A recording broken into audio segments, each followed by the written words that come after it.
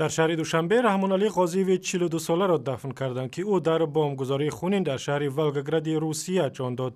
در مراسم دفن که در محله کالینین در دوشنبه صورت گرفت، نزدیکان و هم محله‌های رحمان علی قاضی حضور داشتند. در بمبگذاری خونین روز 29 دکبر در ایستگاه راه آهن شهر ولگاگراد روسیه تاشپولاد نظروی 54 ساله از ناحیه تورسونزاده هم جان داد و جسد او را به زادگاهش بردند. در حمله مرگ طلبانه در این محل دست کم 20 نفر کشته شدند.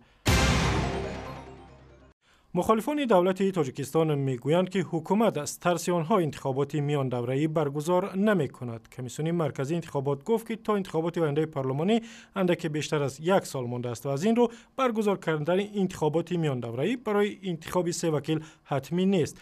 مخالفان دولت تاجیکستان که قصد شرکت در انتخابات داشتند، این قرار مقامات را هدفمندانه خواندند. شورای سیاسی به موافقت رسیده بود که بزرگمهر یاروف را از این حوزه همچون نامزد پیشنهاد کنیم. همزمان چند حزب دیگر هم نیز نیت خودشان را اعلام کردند، ولی معلوم بود که رقابت اساسی میان نماینده حزب خلق دموکراسی و نامزد از حزب ما باید میشد. چند پیش رئیس جمهوری تاجیکستان امام علی رحمان، مرحبا جبار و مغفرت خیدیرова و امیربک محمدعلیف 3 وکیل پارلمان را در مقام‌های گوناگون تعیین کرد و کرسی‌های آنها در پارلمان خالی شد. مقامات رسمی میگویند سال گذشته به هوشیارخانه دوشنبه 126 زن مست را آوردند که نظر به سال 2012 15 نفر بیشتر است. سردار هوشیارخانه دوشنبه میگوید بسیاری از این زنان ساکنان پایتخت نیستند. زنها اساساً زنهایی که یکونجا کار نمیکنند، جای زیستی معین ندارند. بسیار آنها از شهر دوشنبه نیستند.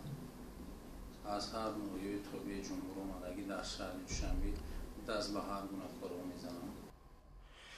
عین زمان به گفته رهبران هوشیارخانه دوشنبه سال 2013 تعداد مردانی که به این درگاه افتادند در مقایسه با سال 2012 737 نفر کمتر بوده است. در عموم سالهای اخیر استعمال مشروبات در تاجیکستان کاهش یافته است. شعبه مخصوص برای نابینایان در کتابخانه ملی تاجیکستان صاحب کتاب‌های نو شد. با این کتابخانه بزرگ که میلیون‌ها کتاب دارد، از روسیه ادبیات تعلیمی با خط مخصوص برای نابینایان موسوم به خط برایل آوردند تا در تحصیل آنها در آینده کمک شود. سالهای اخیر برای نفران نابینا در دانشگاه داخل شدن بسیار مانع‌ها پس سرمیه که اذیتی نداشتن کتاب‌ها با خط برایل. برای دریافت اخبار و عکس و ویدیوهای بیشتر سر بزنید به وبسایت ما، با صفحه‌های آزادی در فیسبوک، توییتر، یوتیوب و ادناکلاسنیکی و هم زمینه مخصوص رادیو آزادی برای تلفن‌های هوشمند.